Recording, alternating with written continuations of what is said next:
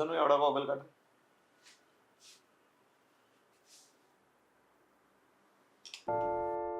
त्याला मी आधी सांगितलंच नव्हतं, त्याला काल रात्री सांगितलं उद्या पॉडकास्टला जातोय आपण.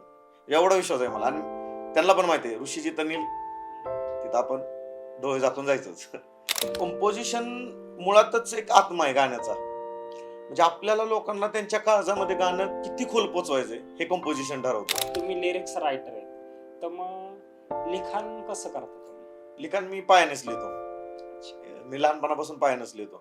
जे वडिलांनी लहानपणी शिकवलं की पायाने कसं लिहायचं, पायाने कसं खायचं, त्यांनी असं जाणूनच करून दिलं नाही की काय येत नाही.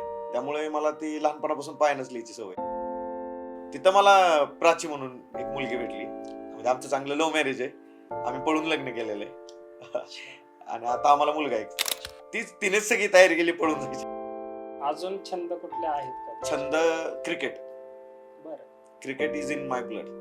तुम्हाला सांगतो, आता आमचे प्रीतम दादा असतील, आम्ही म्हणजे आमचे दादा आहेत मोठे भाऊ, आम्ही दर आठवड्याला टर्फ बुक करतो. पाप करूनी पापी मन हे, सैरा वैरा पळतैर, तू काय काय केलंस भल्या मानसा, देवाला सार कळतैर. सध्या महाराष्ट्रात माझी ओळख या गाण्यामुळेच झालेली. मध्ये एक ऑपॉर्च्युनिटी आली होती मला अरमान मलिक सोबत काम करण्याची, पण शेवटी किती केलं तरी ते प्रोड्युसरच्या हातात असतं, करायचं नाही करायचं. माझा जन्म हा खेडेगावातच झालेला आहे. तर माझे वडील असताना प्राथमिक शिक्षक आहेत, आणि मला लहानपणापासूनच त्यांनी मराठी शाळेत शिकवलं. म्हणजे आता खूप दिव्यांग शाळेंच्या ऑफर यायच्या की ह्या मुलाला तिकडे पाठवा, आम्ही त्याचा सांभाळ करू. पण मग आमचे वडील म्हणायचे नाही, की याला जी ऑर्डिनरी मुलं असतात त्यांच्यातच वाढवायचं मला. मग तुझ्या पळतय ध्यान सार वळतय, झुरतय हे रातीला, तुझ्यामध्ये ग साजनी मन बावरून गेलं. एका म्युझिक डायरेक्टरचं काय ड्रीम असतं की आपलं सॉन्ग म्युझिकला म्हणजे थिएटरला लागावं, तिथे एक मोठ्या अक्षरात नाव दिसावं, संगीतकार ऋषिकेश मोरे. ती फक्त अजून एक इच्छा राहिलेली आहे. आता बघू देवाची काय इच्छा असेल.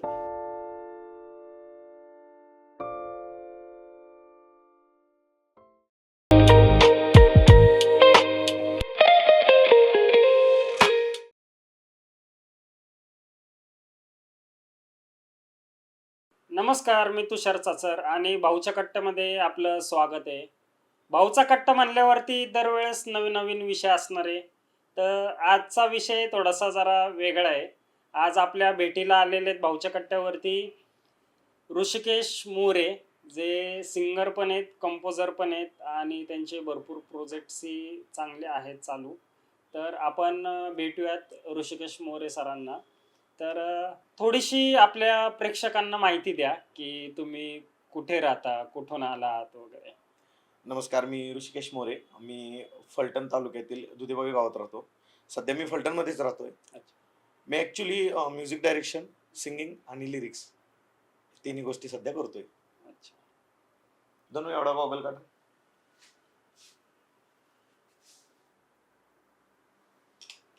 तुमची या क्षेत्रामध्ये सुरुवात कधी आणि कशी झालेली आहे? माझी सुरुवात या क्षेत्रामध्ये 2016 मध्ये. म्हणजे मी नुकताच BA ॲडमिशन घेतलं होतं आमच्या मधुची कॉलेजमध्ये. तर मधुची कॉलेजमध्ये शिवाजी युनिव्हर्सिटी कोल्हापूर अंतर्गत युथ फेस्टिवल भरवलं जातं. तर आमच्या कॉलेजमध्ये कलाविष्कार विभाग म्हणून एक विभाग आहे, म्हणजे तिथे कल्चरल ॲक्टिव्हिटी होतात. तर मी सहज एक कुतूहल वाटतं ना की बाबा काय आहे रूममध्ये, आणि जसं मी तिथं गेलो तर तिथं सर्व प्रकारचे इव्हेंट असायचे, डान्स, सिंगिंग, पथनाट्य, ॲक्टिंग सगळे इव्हेंट असायचे. मग त्यावेळी आवड, मला पहिल्यापासून तर आवड होतीच म्युझिकची, पण एक वाटलं की आपला झोन आहे, आपल्याला काहीतरी शिकायला भेटेल.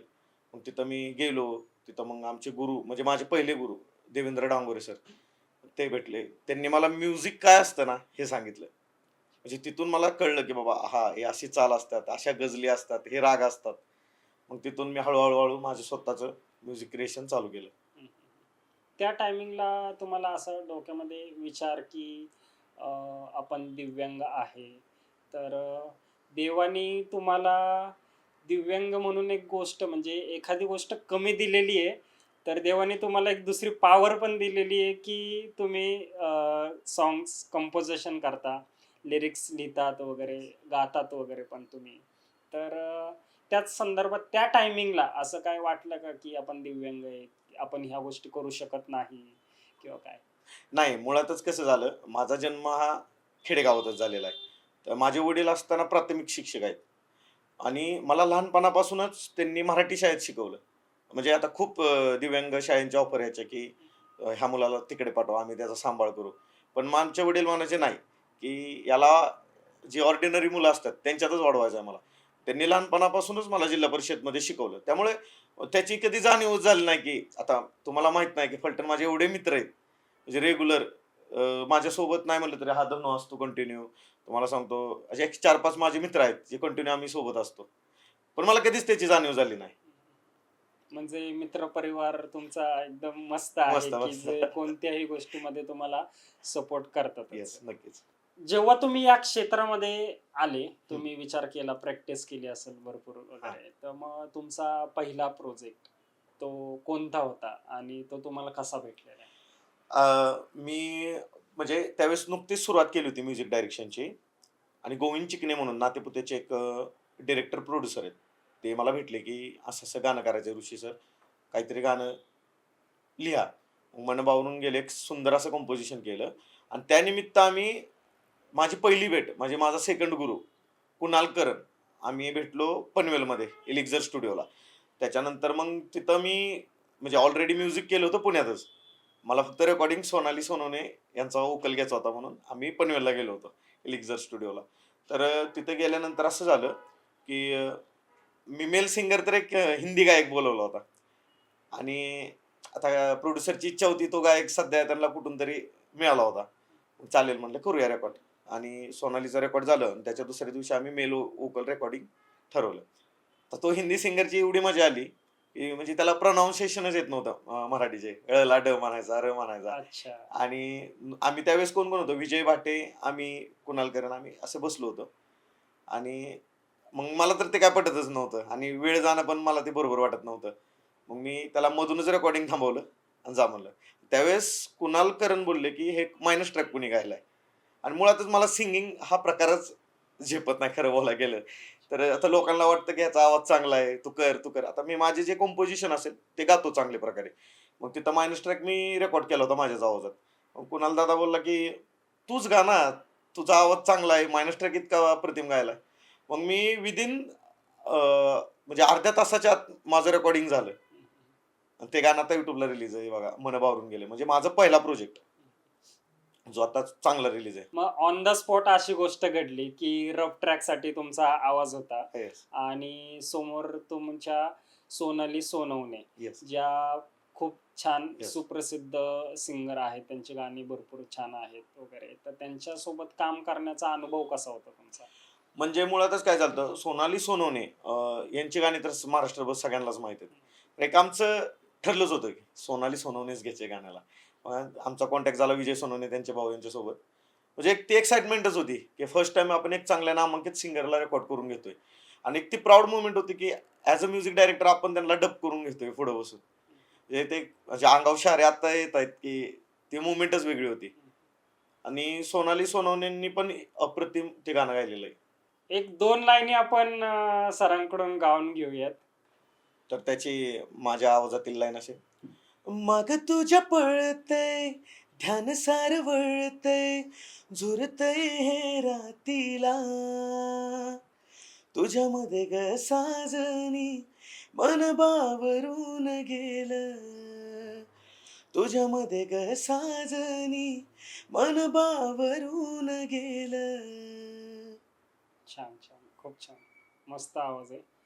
तर तुमचं फलटणला किंवा कुठे हे जे तुमचं जे आत्ताचं जे फील्ड आहे, Yeah. तर त्याचं कुठं तुमचं स्टुडिओ आहे का? घरूनच काम करताय तुम्ही? नाही स्वतःचा असा स्टुडिओ काय नाही. आमचे म्हणजे माझा जो साउंड इंजिनिअर आहे अमित बाजी, इओफोनी स्टुडिओ म्हणून आहे त्याचा आपल्या सदाशिव पेठमध्ये. तर मी काय करतो, मी स्वतः कंपोज करतो.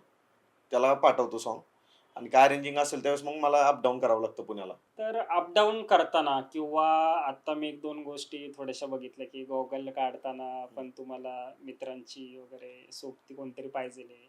आता मोबाईल ऑपरेट करताना पण तुम्ही असा की मी विचार करत होतो की कसं शक्य आहे हे या गोष्टी.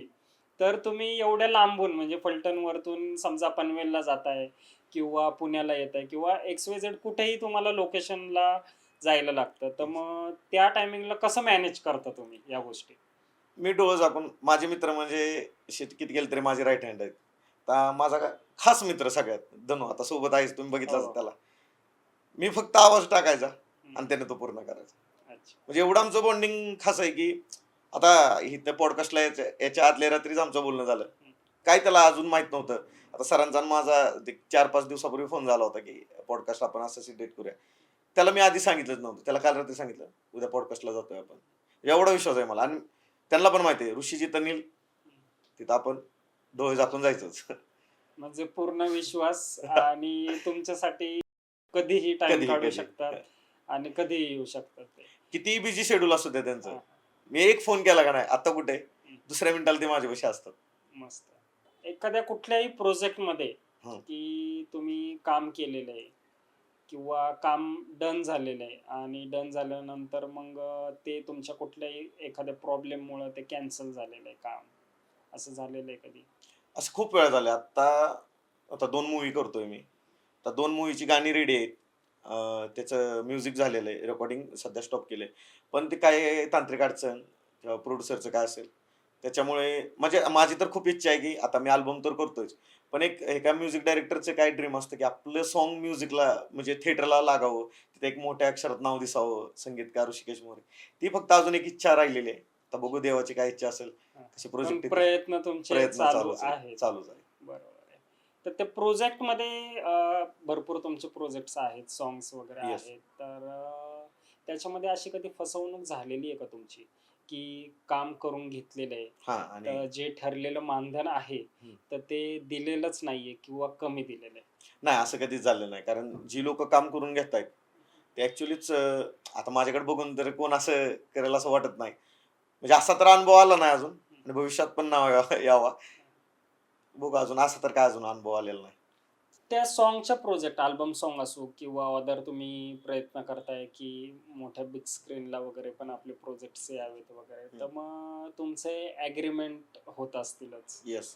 तर ॲग्रीमेंट तुम्ही कसे करता? ॲग्रीमेंट मुळात सुरुवातीला पहिल्यांदा ॲग्रीमेंट केलं ते सरांसोबतच केलं.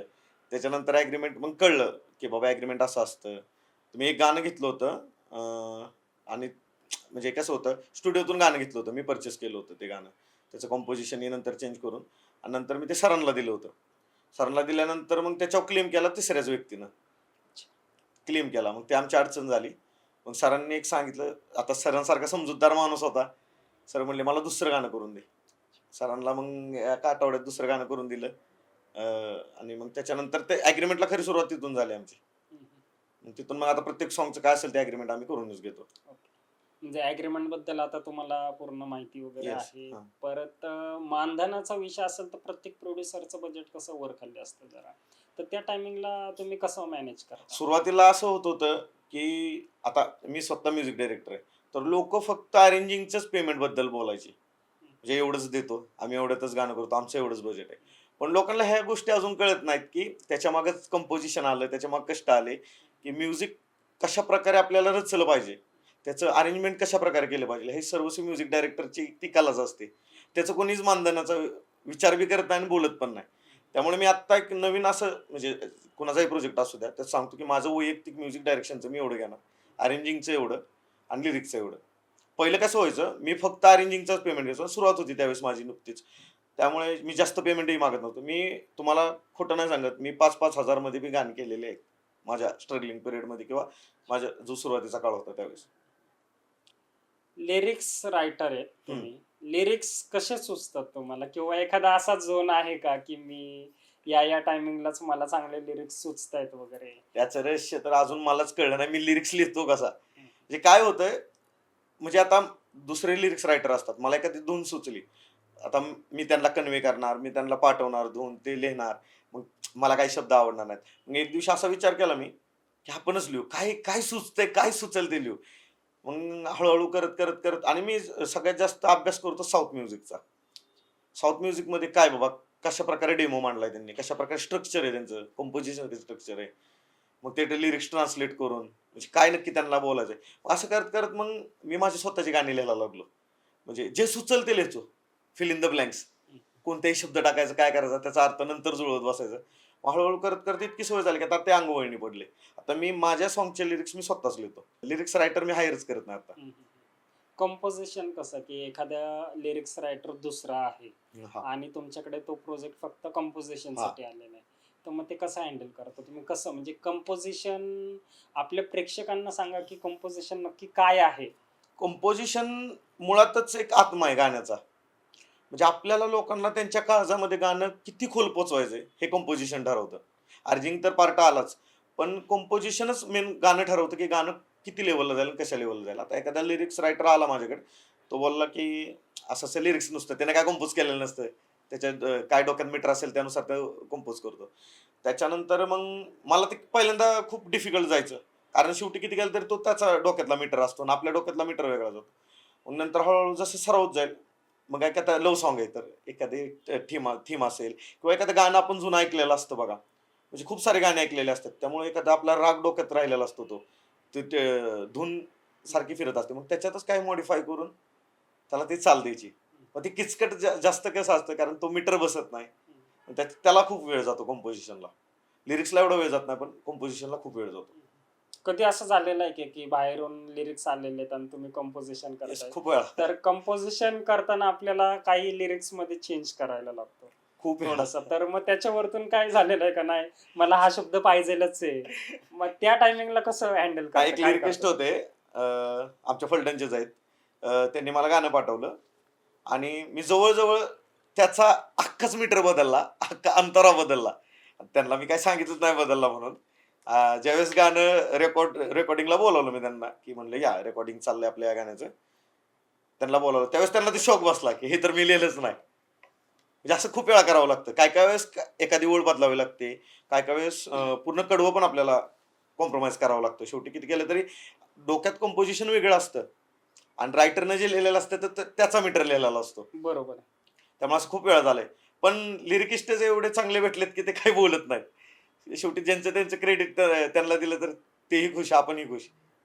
जसं तुम्ही मला म्हणले की मी थोडंसं साऊथ पॅटर्नला फॉलो करते, त्याचा अभ्यास करतोय वगैरे, तर आता लेटेस्ट मध्ये 2 मूवी हिट येऊन गेले होते हिंदी, ॲनिमल आणि धुरंधर. येस. तर त्याच्यामध्ये फॉरेन लँग्वेज मधले सॉंग्स आहेत.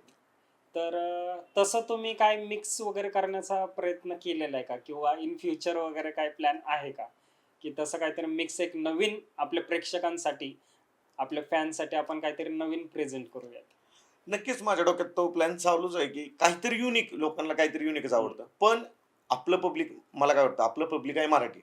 मराठी पब्लिकला जेवढं हळवं म्युझिक, जेवढं आपल्याला लव्ह सॉन्ग, सॅड सॉन्ग जेवढे चांगले देता येतं. आता मी साऊथचा अभ्यास करतो म्हणजे काय, साऊथचा जो पॅटर्न असतो म्युझिकचा, एकदम आपल्याला भारावून टाकणारा पॅटर्न असतो. ते म्हणजे ते जे इन्स्ट्रुमेंट वापरतात ना, ते माइंड ब्लोइंगच वापरतात. म्हणजे व्हायलिन असो, व्हायलिनचा कसा यूज करायचा, रिदम. आत्तामध्ये एक मूव्ही आला होता बघा, कोर्ट स्टेट वर्सेस नोबडी. त्याच्यात प्रेम आलं म्हणून गाणं आहे बघा. म्हणजे ते ते गाणं मी 50-60 वेळा ऐकलंय आणि माझ्या डोक्यात चालू आहे, मी त्या गाण्यासारखं काही ना काहीतरी काढणार. आता राहिला विषय ॲनिमल आणि धुरंधरचा, तर मला ते गाणे आवडतात. असं नाही की मला तो पॅटर्नच आवडत नाही, आवडतात. पण माझा तो, मला वाटतं की तो बाजच नाही, की मला ते एकदम असं फॉरेन इंडियन रॅप वगैरे मिक्स करून. पण करेल, बघू, जर काय संधी मिळाली तर नक्कीच करेल. जसं धुरंधर आणि ॲनिमल जे आहे ते समजा बिग बजेटमध्ये वगैरे, पण ती लोक पण काहीतरी नवीन आणण्याचा प्रयत्न प्रयत्न करा. करतायत. तर आपण आपल्या लेवलला, आपल्या गोष्टींसाठी जसं तुम्हीही प्रयत्न करतायत आणि तुम्ही इच्छुक आहात की मी करू शकतो वगैरे या गोष्टी वगैरे. तर जसं तुम्ही लिरिक्स रायटर आहेत, तर मग लिखाण कसं करता तुम्ही? लिखाण मी पायानेच लिहितो. अच्छा. मी लहानपणापासून पायानेच लिहितो. हां. जे वडिलांनी लहानपणी शिकवलं, की पायाने कसं लिहायचं, पायाने कसं खायचं. मग त्यांनी असं जाणूनच करून दिलं नाही, की काही येत नाही. त्यामुळे मला ती लहानपणापासून पायानेच लिहायची सवय. मी प्रत्येक गोष्ट तुम्ही पायाने केलेली आहे, की लिखाण येस. असो किंवा जेवण वगैरे असो. त्या आता मोबाईल पण तुम्ही ऑपरेट हो. करताना पायाने केलेलं आहे. तर हे सगळं शिकवलेलं आहे तुम्हाला तुमच्या वडिलांनी. वडिलांनी. ओके. म्हणजे ह्याच्यात शिक्षणामध्ये किंवा असे तुम्हाला जो म्हणतो आपण, की एक खंबीर पाठिंबा, पाठिंबा. तर तो कोणाचा आहे? जसं आता तुमचे मित्र वगैरे तर आहेतच, हम्म. पण घरामध्ये घरामध्ये पाठिंबा असा कोणाचा आहे? घरामध्ये तसं बघायला गेलं तर माझी सर्वच फॅमिली, म्हणजे माझी बायको असेल, माझी मम्मी आणि माझे पप्पा. तर पप्पा असताना प्रायमरी टीचर्स, त्यामुळं त्यांना माहित होतं माझ्या मुलाला कुठल्या दिशेला न्यायचं आहे, काय घडवायचं आहे. मम्मीनं तर काय माझ्यासाठी सर्वच त्याग केलेला लहानपणापासूनच. सांभाळ असू द्या, सगळं असू द्या. आणि जसं कॉलेजला मी तुम्हाला सांगितलं होतं, मी कलाविष्कारला गेलो.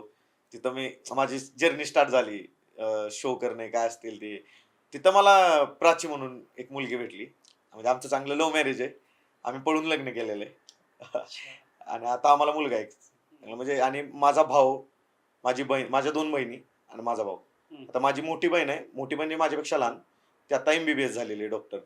दुसरी बहीण आहे ती बी-एच-एम-एस करते आणि भाऊ आता एम-बी-बी-एसला जाईल. म्हणजे फॅमिलीचा इतका सपोर्ट आहे, की एवढं माझ्या मित्रांवर तर इतका विश्वास आहे, की मला रात्रीच्या 12 वाजू द्या, 1 वाजू द्या, फोनच येत नाही. त्यांना माहिती आहे हा शेवटी घरीच येणार आहे. लग्न झालेलं आहे हां. आणि लव्ह मॅरेज आहे. येस. तर सांगू शकता का, की लव्ह मॅरेज म्हणजे कसं तुमची भेट कुठे झाली होती? आणि कसं तुम्ही म्हणजे काय प्रयत्न केले वगैरे? तर जे शेवटी आमच्या वहिनीच म्हणायच्या, तर त्या कशात म्हणजे? म्हणजे आम्ही काय झालं होतं, प्रॅक्टिस चालू होती. शिवाजी युनिव्हर्सिटीचं युथ फेस्टिव्हल अनाउन्स झालं होतं. त्यामुळे जिल्हा आणि मध्यवर्तीची प्रॅक्टिस चालू होती. आणि बी-एचं नुकतंच कॉलेज भरलं होतं. तर प्राची सावंत म्हणून एक मुलगी आली होती सिंगिंगला. ते म्हणतो का ना आपण बघता क्षणी प्रेम होतं आपल्याला, हां, हां. Love at first sight. हं, हं. म्हणजे ते पिक्चरमध्ये ऐकायला भारी वाटत होतं पहिलं. असं वाटायचं काय आहे असं लव्ह ॲट फर्स्ट साईट काय असे. पण ते अनुभवायला भेटलं सुरुवातीला पहिल्यांदा. मग तिथं जुळलं आमचं चांगलं बोलणं चालू झालं. मग बोलण्याचं रूपांतर आमचं मग प्रपोजवर गेलं. मग आम्ही 4 वर्ष रिलेशनशिपमध्ये होतो. मग शेवटी तिनेच ठरवलं, निर्णय घेतला, की लग्न करायचं आपल्याला. लग्न करायचं म्हणलं मग करूया. चल तुझी काय इच्छा आहे करूया. मग आमच्या घरी सांगितलं असं. आम्ही पळून आलो. तिच्या घरची तर काय परमिशन नव्हती लग्नाला. आम्ही आळंदीला आलो पळून. तिथं लग्न केलं. तिथून फलटणला आलो. मग नंतर सगळ्यांनी ॲक्सेप्ट केलं. फिजिकली फिट आहेत का त्या? येस. ओके. ती चांगली सिंगर आहे मुळात. हां, हां. गायक म्हणजे आहे ती. क्षेत्र दोघांचं सेम. एकच आहे. त्याच्यामुळे तुमच्या भरपूर गोष्टी अशा जुळून जे म्हणतो आपण हां. 36 गुणांपैकी काहीतरी गुण जुळले तुमचे वगैरे. तर त्यांची मदत तुम्हाला कशी होती आत्ता या क्षेत्रामध्ये? मदत म्हणजे एखादी म्हणतो का नाही आपण, आता मी आता हास्य जत्रा आपण बघतो, ते बायकोवर जोक केले जातात. मला तर ते खूप असं वेगळं वाटतं. माझी बायको इतका फ्रीडम आहे, की म्हणजे प्रत्येक गोष्टी सपोर्ट. आता समजा एखादं कंपोजिशन करत असताना एखाद्या फिमेल लाईन, आता मी कंपोज करतोय फिमेल लाईन, तर आता ॲट अ टाईम फिमेल नसते ना आपल्याकडे सिंगर लगेच बरोबर. कंपोज केलं मला कसं वाटतं त्या का. हं, माझ्या बायकोचा एवढा सपोर्ट आहे, की मी एखादं गाणं कंपोज करतोय आणि मी तिला म्हटलं, की मला आता फिमेल लाईन मला मायनस ट्रॅकचा मोबाईलवरती रेकॉर्ड कर, मला पुढे पाठवायचं. ती विदिन सेकंद रेकॉर्ड करते. कुठलं गाणं असू द्या, लिखाणाला मदत करते. म्हणजे पूर्ण माझ्या कामाशी रिलेटेड तर खूप मदत करते. लव्ह मॅरेज आणि त्याच्यामध्ये तुम्ही म्हणले, की मी पुण्यात पळून आलो आणि हां. आळंदीला लग्न केलेलं आहे. तर असं काय घडलं होतं, की तुम्हाला आळंदीला यायला लागलं? कसं झालं, आता आमच्या घरच्यांना सांगितलं होतं आणि आमच्या दोघांचा आमच्या घरी वावर असायचा. ती यायची रोज कंटिन्यू घरी आणि तिच्या घरी बोललं होतं, की पप्पा काय बोलले आमचे, की विचार तिच्या घरी लग्नासाठी. तुमची जर तुमच्या दोघांची इच्छा आहे तर घरच्यांच्या संमतीनं होऊ द्या. तिच्या घरच्यांचं नाही म्हणून येत होतं, की नको, नको, नको. आम्ही बसलो पण होतो मीटिंगला एकदा. पण नाही, मग शेवटी तिचाच निर्णय ठरला, की असं नाही तर मग आपण पळूनच जाऊया. अच्छा. तिनेच सगळी तयारी केली पळून जायची. हं. म्हणजे 7/9/2021 ला आम्ही पळून गेलो होतो. ओके. हां, म्हणजे एक 5 वर्ष 5 वर्ष कंप्लीट झाली. झालेले आहेत. आता मुलगा आहे आम्हाला एक छोटासा. अच्छा. त्या टायमिंगला लग्नाच्या वेळेस जी मदत केली, हं. त्यांना तुम्ही थँक्स कोणत्या प्रकारे, की आता आता त्यांना आपण थँक्स. असं आहेत वगैरे. हां, आणि कसं आहे, की मित्रमंडळी जरी असले, बरोबर. तरी एक दिव्यांग म्हणून आपल्याला त्यांनी खूप मदत केलेली आहे, येस. की आपण काय करू शकत नाहीये. पण त्या मित्रांच्या आपले जे जिवलग मित्र आहेत, हं. त्यांनी कशाप्रकारे मदत केली, की तुम्ही कसा प्लॅन केला होता त्या टायमिंगला? मुळात माझे मित्र असे आहेत, की कधी त्यांनी मलाच जाणीव होऊन दिली नाही. म्हणजे जरी मी ठरवलं ना, मला असं मी असं आहे तसं आहे. मला तेच जाणीव होऊन देत नाहीत मुळात. म्हणजे बाहेर जाताना म्हटलं तरी मला कधीच जाणवत नाही. म्हणजे आता धनु असेल, आता लग्नाचं तर तुम्हाला सांगतो म्हणजे प्राचीने ज्यावेळेस मला सांगितलं आपल्याला लग्नाला जायचंय, एकच फोन केला होता. राहुल चिरमे म्हणून आहेत. राहुलला म्हणलं लग्नाला जायचंय.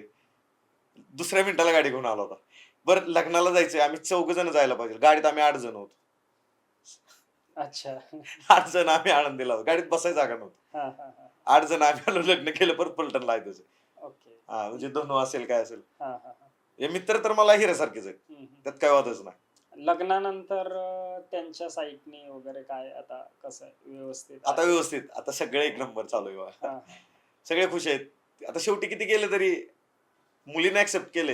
हं. त्यामुळे त्यांनी पण ॲक्सेप्ट केले. जाऊ द्या म्हणले. अच्छा. तर लग्नाच्या टायमिंगला सगळं मॅनेज झालेलं आहे आता तुमचं, की आपल्याला तिथं जायचंय, तुम्ही 8 जण गेलेत वगैरे. तर प्रॉब्लेम्स तर नक्कीच झालेले असतील खूप. या गोष्टीमध्ये. तर सांगू शकता की कसे प्रॉब्लेम झाले? त्यांना कसं फेस केलं तुम्ही? आता काय झालं, आम्ही लग्नाला गेलो. आळंदीत उतरलो. आम्हाला माहीतच नाही जायचं कुठं. आळंदीत तर जायचं होतं, ठीक आहे. उतरलो. तिथं एक माणूस आला, "लग्न करायचंय का?" तो आमचा राहुल म्हणून मित्र आहे. त्याला विचारलं. तो म्हणला, "हो, लग्न करायचंय." त्याच्यासाठीच आलोय. तिथं गेलो. आम्ही लग्न केलं. सगळे काय डॉक्युमेंट वगैरे असेल ते घेतलं. आलो फलटणला. आम्हाला वाजले रात्रीच्या 9-10 वाजता. तर राहिला प्रश्न असा होता, की जायचं कुठं? पोलीस स्टेशनला तर जायचं होतं आम्हाला. हं, हं. हजर तर व्हायचं होतं. तर माझ्याकडून आमची चूक काय अशी झाली मित्रांकडून, शहराला जायच्या ऐवजी आम्ही गेलो ग्रामीणला. अच्छा. फलटण ग्रामीणला. ग्रामीणला गेलो, तिथं हजर झालो.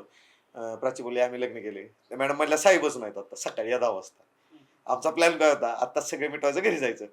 अचानक मॅडम म्हणल्या, "सकाळी करायचं का आता रात्रभर?" मग राहुल म्हणून मित्र आहे, तिथं आमचं गोळेगाव म्हणून एक गाव आहे. तर तिथं त्याची रूम आहे. तिथं आम्ही रात्र काढली. दोघांनी तिथं रूमवर राहिलो. पण आमचे पप्पा हे सगळे इकडे शहराला वाट बघत बसले होते हं. रात्रभर. आणि मग सकाळी फोन आला त्या राहुलला पप्पांचा, की "कुठे आहेस तू? लवकर ये, आम्ही शहराला वाट बघतोय. तुम्ही रात्री का आला नाही?" मग त्यांनी सांगितलं, "हे ग्रामीणला गेले होते शहराला." मग आम्ही सकाळी 8 वाजता तिथं पोहोचलो फलटण शहराला. तर आमचे साहेब तिथले सगळ्यांनी सहकार्य केलं त्यावेळेस. "अरे काय ऋषी, तुला रात्रीच यायला पाहिजे होतं. तू आमचा ताप वाढवला डोक्याचा." हं. मग त्यांनी काय असेल तिच्या घरच्यांना बोलावलं, समोर बसवलं. काय बोलणं झालं. तिथून मग आम्ही घरी गेलो. सुटका झाली तिथून. तर हे जे क्षेत्र आहे, तर तुम्ही याला आर्थिकदृष्ट्या कसे बघताय? की आर इन्कम आपल्याला या गोष्टीमधून होतच आहे. तर फायनान्शियली जे मी आत्ता मुद्दा जो हे करतोय, तर आपलं कसं दिव्यांग म्हणल्यावरती थोडंसं काय मेडिकल प्रॉब्लेम्स वगैरे तुम्हाला आहेत का वगैरे? त्याचा खर्च कसा होतो वगैरे? आणि तुमचे छंद किंवा पुढचा जाऊन प्लॅन, की हे क्षेत्र पकडून अजून दुसरं काय बिझनेस वगैरे करायचा किंवा इन्कम सोर्ससाठी काय? आता कसं आहे, तसं बघायला तर मी मुळात आजारीच पडत नाही. हं. वर्षातून एकदाच आजारी पडतो. त्यामुळे आणि हे जे क्षेत्र आहे ना, ते माझं आवड क्षेत्र आहे. एक छंद म्हणतो का ना, एक छंद जोपासायचा, एक आवड आहे म्युझिक म्हणून. आणि त्याच्या व्यतिरिक्त मी आत्ता राज्यसेवेची परीक्षा देतोय. हां, कारण मला चांगली सवलत आहे म्हणलं हं. त्याचा उपयोग हो, करूया. हो. नक्कीच. मला लोकं म्हणायचे, "तू सरकारचा जावई, सरकारचा जावई." मला कळतच नसायचं लहानपणी. सरकारचा जावई हं, काय? हं. आता कळायला लागलं सरकारचा जावई काय? जागा राखीव आहेत. तर मी आता राज्यसेवेचा फॉर्म भरलेला आहे. आता त्याची तयारी चालू आहे अभ्यासाची. ओके. म्हणजे हा छंद म्हणून करायचा हं, आणि एक प्रोफेशनल एक जॉब राहावा मागं. हं. एक चांगली पोस्ट ते राज्यसेवेचं चालू आहे. अजून छंद कुठले आहेत का तुमचे? छंद क्रिकेट. बरं. Cricket is in my blood. हं, हं. म्हणजे क्रिकेट सोडून मला दुसरं कशाचाच वेड नाही. हं, हं. तुम्हाला सांगतो, आता आमचे प्रीतम दादा असतील, आम्ही म्हणजे आमचे दादा आहेत, मोठे भाऊ. आम्ही दर आठवड्याला टर्फ बुक करतो. मी स्वतः खेळतो क्रिकेट. हं, हं, हं. जे क्रिकेट सोडून मला दुसरं जगच दिसत नाही काय. ज्यावेळेस क्रिकेट चालू असेल ना, म्हणजे पूर्ण वेळ आहे क्रिकेटचं. मग क्रिकेट खेळायचं म्हणल्यावर बॅटिंग आली, बॉलिंग आली, बॉलिंग मी पायानेच फील्डिंग करतो. वगैरे आली, तर मग ते कसं? आता बॉलिंग पायानेच करतो मी. बॅटिंग पण पायानेच करतो. फील्डिंगच्या टायमिंग? फिल्डिंगला पण पायानेच. ओके. जर क्रिकेट खेळताना अचानक असे आपल्याला लिरिक्स आठवले, की लय भारी आहे. त्या टायमिंगला काय करताय तुम्ही? आता टायमिंगला थोडा पॉज घ्यायचा, मोबाईलमध्ये जायचं, रेकॉर्ड करायचं, परत फिल्डिंगला यायचं. ओके. म्हणजे मुळात क्रिकेट झोन माझा असा आहे, की त्या झोनमध्ये मी कॉलही उचलत नाही कोणाचे. म्हणजे असं झालेलं आहे तुमच्याबद्दल, की मॅच चालू आहे आणि त्याच्यात लिरिक्स चांगले आपल्याला आठवलेले आहेत वगैरे. तर मग ते आपल्याला थोडंसं ब्रेक घेऊन ब्रेक वगैरे घेऊन. आपण हे एक करायचं. 2 मिनिटं. मग नंतर त्याला 4 दिवसांनी परत बघायचं त्याला. अरे आपण हे लिहिलं होतं. हां. म्हणजे तो झोन कंटिन्यू राहतच नाही. हं, हं, हं. मुळात म्हणजे लिरिक्सच सुचत नाहीत क्रिकेट बघताना. हा, हा, हा. तर हा. क्रिकेट तुम्ही खेळताय, हा. बॅटिंगचं ठीक आहे, हा. पण जेव्हा तुम्ही कॅच घेताय, हा. कॅचला तुम्हाला पळायला पण लागते, येस. तो नेम धरायला पण हा. लागतो, आणि कॅच तुम्ही घेता कसा? कॅच घेता याच्या मागे लय म्हणजे खूप खतरनाक नियम आहे आमच्या टर्फला. म्हणजे कसा नियम ठरवलाय दादांनी, आमच्या प्रीतम दादांनी, की ऋषीच्या अंगाला बॉल लागला की आउट. मग तो कसा का लागा, म्हणजे फुल टच बॉल लागला की आउट. त्यामुळे काय होतं, मी बॅट्समनच्या बरोबर समोर उभा असतो. त्यामुळं पुढची टीम भीती ह्याच्या अंगाला बॉल लागू नये म्हणून माझ्याकडे बॉल कमी मारतात. आणि माझी बॉलिंग तर इतकी सुपर आहे की आता बाकीच्या ओव्हरला जास्त रन जरी मारला तरी माझ्या ओव्हरला 1-2 सिक्स असतात आणि 2 विकेट तर फिक्सच असतात. अच्छा, मी क्रिकेटमध्ये पण मास्टर आहात. मास. शेवटी ठीक आहे. कधी असं वाटलं नाही का तुम्हाला तुमच्या लाईफमध्ये की आपण दिव्यांग आहात, तर कुठेतरी कमीपणा वगैरे? तुम्ही आता बोलताय ना तरी मला जाणीव होत नाही या गोष्टीची. हा, हा, म्हणजे माझ्या त्या माइंडमध्ये, त्या कॉन्शियस माइंडमध्ये ते बसलंच नाही कधी की मी दिव्यांग आहे. हा. ओके. कधीच नाही. तुम्ही जे बोलताय ना मला आता, तुम्हाला कसं वाटलं काय? मला अजून सुद्धा वाटतं की मी असं बसलोय निवांत. मला मित्र असतील, घरच्यांना असेल, कधी जाणीवच करून दिली नाही त्या गोष्टीची. क्रिकेट खेळताना तुमचा जो बॉलिंगचा वगैरे जे थ्रो असतो, तो कसा पडतो? थ्रो म्हणजे जर ग्राउंडेड माझ्याकडे बॉल आला की मी पायाने इतक्या जोरात त्याला किक करतो. ते म्हणजे माझा टाइम प्रॅक्टिस करून करून खेळून खेळून इतका परफेक्ट झालेला आहे, तो परफेक्ट थ्रो बसतोच. मग तेवढा नेम लागतोच. तेवढा नेम लागतोच. कसा लागतो काय माहित, पण ते प्रॅक्टिस. क्रिकेटमध्ये कॅच हा. आणि आपण एखादा प्रोजेक्ट तुमच्यासाठी आलेला आहे वगैरे, तर मग त्या टायमिंगला प्रोड्युसरने वगैरे दिलेली कॅश, तर ती कॅश कशी मोजता तुम्ही? कॅश मोजायला माझ्यासोबत कंटिन्यू धनु असतोच. अच्छा. म्हणजे कोणताही प्रोजेक्ट असू द्या, साईन झालं, काय अमाऊंट वगैरे असेल ना, तो सगळं धनुच बघतो आता. ओके. हा. आणि तेवढा विश्वास आहे त्यांचा बी माझ्यावर, माझा बी त्यांच्यावर. हा, हा, हा, हा. म्हणजे सगळं. मगाशी जो प्रश्न विचारला ना हम्म. तुम्हाला की इन्कम सोर्स, ओके. तर इन्कम सोर्स मध्ये असा कधी बिझनेस चालू केलेला आहे का तुम्ही कुठला, जो आधी होता तो आत्ता नाहीये वगैरे, किंवा इन फ्युचर तुम्ही टाकता? किंवा मगाशी जसं तुम्ही म्हणले की सरकारचा जावई, हम्म. तर आपण दिव्यांग आहे म्हणून सरकारच्या भरपूर Facilities. सुविधा फॅसिलिटीज तुम्हाला आहेत, तर त्या घेतलेल्या आहेत का तुम्ही बिझनेससाठी? बिझनेससाठी आता 5 वर्षापूर्वी काय केलं, माझा मित्र धनु तुम्हाला बोललो होतं, आम्ही दोघांनी ठरवलं की बिझनेस टाकायचा, पान शॉप टाकू म्हणलं. अच्छा. त्यावेळेस एकदम ट्रेंड होता पान शॉप. आम्ही मोठं पान शॉप टाकलं आणि आमचा बिझनेस पण इतका ग्रोथ करत होता, म्हणजे एवढं पब्लिक आमच्या पान शॉपवर यायचं, तेवढे मित्रच आहेत तेवढे फलटणमध्ये आमचे. तर चांगला सुरळीत चालला होता बिझनेस. पण बिझनेसमध्ये आलं की खटके उडणारच. मग आमच्या दोघांचे जरा खटके उडले आणि तो बिझनेस आम्ही बंद केला. 3 वर्ष आम्ही बोलत पण नव्हतो एकमेकाला. अच्छा. आमची एवढी भांडणं गेली होती. पण बिझनेस असं माझ्या डोक्यातच नाही आता बिझनेस करावा, ते रिस्कच घेऊ वाटत नाही आता. अच्छा. काय होतं की एका बिझनेसमुळं मैत्रीत हे झालं. बरोबर. शेवटी नातं महत्वाचं. नातं महत्वाचं आहे शेवटी. आणि नात्यामध्ये व्यवहार आला तर खूप या खूप गोष्टी- खूप वाईट, आणि त्याचा अनुभव घेतलेला आहे. हा, हा, हा. जसं तुम्ही मला म्हणले की पहिलं जे तुम्ही सॉन्ग गाणं जे गायलेलं आहे वगैरे, ते सिंगर सोनाली सोनवणे बरोबर वगैरे केलेलं आहे. असे मोठमोठ्या सिंगर बरोबर, कलाकारांबरोबर तुम्ही प्रोजेक्ट केलेले असतील, तर ते प्रोजेक्ट सांगता का तुम्ही की कोणते होते? म्हणजे अजून केलेला नाहीये, पण आता आदर्श शिंदेसोबत एक प्रोजेक्ट चालू, म्हणजे बोलणं चालू आहे त्यांच्यासोबत. त्यांच्या डेट्स फिक्स करणं चालू आहे. मध्ये एक ऑपॉर्च्युनिटी आली होती मला अरमान मलिक सोबत काम करण्याची, पण शेवटी किती केलं तरी ते प्रोड्युसरच्या हातात असतं, करायचं नाही करायचं. पण मला करायचंय, म्हणजे माझं ड्रीम आहे की विशाल मिश्रा सोबत एक प्रोजेक्ट करायचा. म्हणजे मी त्याला आयडल मानतो माझा, म्हणजे कंपोजिशनच्या बाबतीत. विशाल मिश्रा. विशाल मिश्रा. ओके, म्हणजे त्यांना तुम्ही फॉलो करतो. फॉलो तसं नाही, मी म्युझिकच्या बाबतीत फॉलो करतो अजय अतुल. अच्छा. अजय अतुल असतील, आपले कुणाल दादा, करण दादा असतील, आणि साऊथचे म्युझिक डायरेक्टर सगळे, एस एस थमन असेल, अनिरुद्ध असेल. यांना भेटायचा कधी प्रयत्न केलेला आहे का? भेटायचा प्रयत्न म्हणजे आता मस्त इच्छा आहे भेटायची त्यांना, पण तिथपर्यंत अजून मला तर वाटतं आपली कॅपॅसिटी नाही अजून. आपण तेवढं वलय निर्माण नाही केलं आपलं की आपण त्यांना डायरेक्ट जाऊन भेटायला. मला करायचंय, मला भेटायचंय त्यांना, पण असं नाही भेटायचं की अचानक धावती भेट घेतली, सर नमस्कार, बिग फॅन. नाही, मला माझ्या कामानिमित्त भेटायचंय त्यांना, की बाबा हा ऋषिकेश मोरे, याचं म्युझिक आहे, याने कंपोज केलंय, असं भेटायचंय मला त्यांना. अशी ओळख काय, अशी रोज त्यांना 10 लोक भेटत असतात, पण कायम आठवणीत राहील अशी ओळख निर्माण करायची त्यांच्यापाशी. तुमच्या प्रेक्षकांना नवीन तुमचा प्लॅन असा काय आहे का, की त्या प्रेक्षकांसाठी नवीन काहीतरी आपण प्रयत्न ट्राय करून आपण देतोय, की जे हिट असेल? आत्ता माझं एक गाणं लिखाण चालू आहे, म्हणजे झालंय कंप्लीट ते. त्याचं कंपोजिशन झालंय. एक मोटिव्हेशनल सॉन्ग मला ते आणायचंय मार्केटला. एकदम असं जे पॉवर हाऊस म्हणतो का नाही, म्हणजे एखादा शेतकरी असेल किंवा भरती होणारा मुलगा असेल, शैक्षणिक शिक्षण घेणारा मुलगा असेल, गृहिणी असेल, म्हणजे कुठल्याही क्षेत्रात काम करणारा मुलगा असेल, व्यक्ती असेल, त्याला ते रिलेट झालं पाहिजे. मी असं एक गाणं केलेलं आहे. तुम्हाला त्याच्या 4 लाईनी ऐकवतो. नक्कीच. लढ लढ लढ लढ मरता तू, भिड भिड भिड तू गगनाला, ठोकून छाती आज दाखव जगाला. चल चल चल चल पुढं तू, विजयाच्या त्या शिखराला, कीर्ती तुझी आता दाही दिशाला. जिद्द तुझी आहे खरी, थांबायचं नाही आता.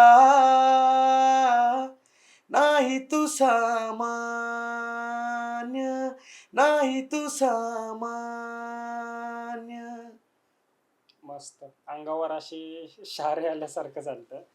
तर अजून म्हणजे आवाज खरंच खूप छान आहे तुमचा. तर तुमचं जे आत्ता एक ट्रेंडिंगला सॉन्ग चालू आहे, हम्म. तर ते पण गाऊन दाखवा असं. मी फोक प्रबोधन म्हणून आपला लोककलेवरती आधारित महाराष्ट्रभर धुमाकूळ घालतोय कार्यक्रम. त्याच्यामध्ये मी गायक म्हणून होतो. हं, हं. सध्या माझे काही पर्सनल रिझन आहेत. घरी पण वेळ द्यायचा होता. तर ओके. मग काही कारणामुळे मी तो आता स्टॉप घेतलाय कार्यक्रमामधून. हं.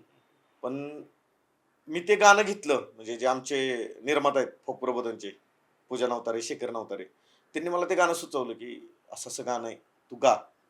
म्हणजे शाहीर बापू जाधव, कुर्डुवाडी, हं. त्यांनी त्या आश्रमावर केलेलं गीत आहे. तुम्हाला ऐकवतो. त्या लोकांनी ऐकल्यावर कळेलच लोकांना ते कोणतं गाणं आहे. पाप करुणी पापी मन हे, सैरा वैरा पळतैर. तू काय काय केलंस भल्या मानसा, देवाला सार कळतैर. तू काय काय केलंस भल्या मानसा, देवाला सार कळतैर. तुझी सावली तुझ्यापासून कधी दूर होत नाही. तू केलेले कर्म तुला सोडून जात नाही. शांत तुला ते झोपू देईना, शांत तुला ते झोपू देईना, रात्रंदिवसा छळतैर. तू काय काय केलंस भल्या मानसा, देवाला सार कळतैर. तू काय काय केलंस भल्या मानसा, देवाला सार कळतैर. खूप मस्त. म्हणजे जे लिरिक्स आहेत ते असे मनात असे हृदयापर्यंत पोहोचल्यासारखं, की ते लिरिक्स ऐकून असं मला माझं जे मी काही कर्म केलेले आहेत किंवा जे माझ्याकडून काही गोष्टी झालेल्या आहेत त्या मला अशा एका क्षणात क्लिक झालेल्या आहेत. सध्या महाराष्ट्रात माझी ओळख या गाण्यामुळेच झालेली. हम्म. म्हणजे कुठेही जाऊ दे, आता पुण्यात जरी मी आता आहे, तरी लोक, अहो सर तुम्ही ते पाप करून गाणं म्हणलं, वाह सर काय गाणं म्हणता. एवढा व्हिडिओ व्हायरल, एवढ्या पेज, मराठी पेजने एवढे व्हिडिओ ते बनवलेले आहेत, अपलोड केलेले आहेत. म्हणजे लोकांनी खूप भरभरून प्रेम दिले मला त्या गाण्यावर. आणि लवकरच लोकांना पुन्हा ते गाणं ऐकण्याची स्टेजवर संधी मिळेल. हम्म. लवकरच मी शो चालू करणार आहे. फोक प्रबोधनचं जे तुम्ही मला बोलले की ते करत होतं वगैरे, आता थोडंसं काही रिझन्समुळे तुम्ही स्टॉप केलेलं आहे वगैरे, तर ते किती वर्ष आधी केलेलं आहे तुम्ही? फोक प्रबोधन आत्ता अजून वर्षही नाही झालं. अच्छा. एक 4 महिने 5 महिने झालेले आहेत. हम्म. पण आम्ही एक मुलं सगळे, म्हणजे आमचे जे लीडर आहेत शेखर नवतारे, आमचे ते गुरु, तसं गुरु भाऊच म्हणावं लागेल, हम्म. ज्यांनी आम्हाला कलाविष्कारमध्ये सांगितलं की कसे इव्हेंट करायचे, कसं प्रेझेंटेशन करायचं, स्टेज डेअरिंग कसं करायचं. तर आम्ही असंच बसलो होतो. आमचं विमानतळामध्ये एक जागा आहे स्पॉट म्हणून, आम्ही तिथं जमतो संध्याकाळची लोक. तर शेखराला बोलला की ग्रुप तयार करायचा ऋषी आपल्याला. चला म्हणलं करूया. तू बोल फक्त म्हणलं, आम्ही आहे सध्याला. मग आम्ही एक 40 जणांची टीम आहे अशी आमची. म्हणजे सातारचे असतील, वाईचे असेल, कोल्हापूरचे असतील, असे सगळीकडून आम्ही लोक, मुलं गोळा केलेत. आत्ता महाराष्ट्रभर इतका धुमाकूळ घालतोय फोक प्रबोधन. नुकताच ओडूजमध्ये कार्यक्रम झाला. आता दिल्लीला शो अनाऊन्स झालेला आहे नेक्स्ट मंथ मध्ये. आणि महाराष्ट्रभर आता सध्या लोककलेचे धडे देणारा कार्यक्रम म्हणून ओळखला जातो फोक प्रबोधन. हम्म. खरंच माझी पब्लिकला विनंती आहे की तुम्ही एकदा फोक प्रबोधन आवर्जून बघा. बघण्यासारखा कार्यक्रम आहे. नक्की. तुम्हाला कळणार नाही 3 तास कसे निघून गेले. हम्म, हम्म. जसं तुम्ही मला म्हणले की आता पुण्यामध्ये आलो तर लोक म्हणतात की तुम्ही हेच सिंगर आहेत का, हा. तुमचे ते गाणी वगैरे की आम्ही ऐकलेली आहेत वगैरे. तुम्हाला तुमचा पहिला सेल्फी आठवतोय का की एखादा फॅन आलेला आहे आणि सर मला तुमच्या बरोबर फोटो घ्यायचा आहे? तो क्षण कधी होता, कुठला होता आणि कसा झालेला? तुम्हाला सांगतो सेल्फी तर नाहीये पण एक मूवी होता याद्या म्हणून. बारामतीचे विजय खोडून डायरेक्टर आहे. तर तो मूवी त्यांनी म्हणजे आमचेच गाणे होते त्याच्यात. तो रिलीज काय झाला नाही झाला आपल्याला म्हणजे त्यांनी काय सांगितलंच नाही अजून. त्याचं फक्त स्क्रीनिंग होतं आपल्या नामवैभव थिएटरला फलटणमध्ये. तर पिक्चर झाला बघून आम्ही आलो थिएटरच्या बाहेर. तर आडाव म्हणून एक साखरवाडीचा मित्र आहे. मित्र म्हणजे तो मला म्हणजे सेलिब्रिटीज मानतो पहिल्यापासूनच. त्यानं कॉलेजमध्ये बघितलेलं आहे की कसे गातो. तो त्याने सेल्फी वगैरे नाही केली, आला पाया पडला माझ्या. आता कधी अशी सवयच नाही ना आपल्याला हो. एवढ्या सगळ्या पब्लिक पाया पडला. म्हणला मला तुमचा आशीर्वाद पाहिजे म्हणला. तुमचा स्ट्रगल आणि तुम्ही जे करताय ना ते म्हणला कोणच करू शकत नाही म्हणला. तर मला एवढे हातपाय असून म्हणला मला एक पुस्तक लिहायचं माझं जड आलंय म्हणला. त्यानं अक्षरशः पाया पडला. म्हणजे आता मला ते अजून मला आठवतं ते. कारण तो जो पडला ना पहिल्यांदा पाया ॲज अ फॅन म्हणून पडला पाया. मग ते कायम माझ्या लक्षात राहिले आणि राहणारच कायम ते. आणि ती गोष्ट. सेल्फीचं बोलायला गेला तर शो असा संपायचा आमचा प्रबोधन. एवढे सेल्फी एवढे मेन्शन दिवसाचे 100 200 मेन्शन इंस्टाला. सोशल मीडिया मला सोशल मीडिया खूप ॲडिक्टेड आहे मी सोशल मीडिया. मला इंस्टा लागतं दिवसातून. म्हणजे सोशल मीडियावरती ऍक्टिव्ह तुम्ही खूप. आहातच. कंटेंट करतो आम्ही कॉमेडी कंटेंट. अच्छा. असं काय सुचतं मला की बाबा चला आम्ही 4-5 जण जमलोय. चला व्हिडिओ काढायचा असं माझ्याकडे कंटेंट आहे चला करू. मला म्हणजे त्यात पण माझी खूप आवड आहे. मराठी फोक जे तुम्ही करताय आता, तर त्या फोकला धरून एखादा दुसरा जॉनर मिक्स करून असा तुमचा काय पुढचा प्लॅन आहे का, की ते दोन्ही मिक्स करून आपण एखादा प्रोजेक्ट बाहेर काढू? अगदी मनातलं बोलला. एक मागच्या आठवड्यापासून एक प्लॅन चालू आहे माझे. ऑनगोइंग चालू आहे. मी तुम्हाला म्हणलं होतं मगाशी की एक शो मला चालू करायचा आहे. तर एक मला फोक फ्युजन करायचंय. येस म्हणजे कसं होतं मराठी लोककला तर सगळ्यांनी ऐकतायतच. पण मला त्या लोककलेत प्रयोग करून त्याचं म्युझिक, त्याचा जॉनर चेंज करून लोकांना एक असं दाखवायचंय की वेस्टर्न म्युझिक म्हणता येणार नाही, पण जे इन्स्ट्रुमेंट असतील, गिटार असेल, काय असेल, त्याचा उपयोग करून मला ते एक फ्युजन करून एक शो मला चालू करायचा आहे. जे चालू आहे त्याचं आता काम चालू आहे त्याच्यावरती. अच्छा. एखादं वाद्य तुम्ही शिकलात का वगैरे किंवा काय? वाद्य असं नाही मला कारण कधी ती योग झाला नाही की वाद्य वाजवावं किंवा धाडस करावं वाद्य वाजवायचं. मी ताशा वाजवायचो फक्त. अच्छा. ताशा. लहान असताना शाळेमध्ये त्यावेळेस 15 ऑगस्ट एक कवायत असायची त्यावेळेस मी ताशा वाजवायचो. पण असं वाद्य शिकावं किंवा असं कधी तो योग झाला नाही.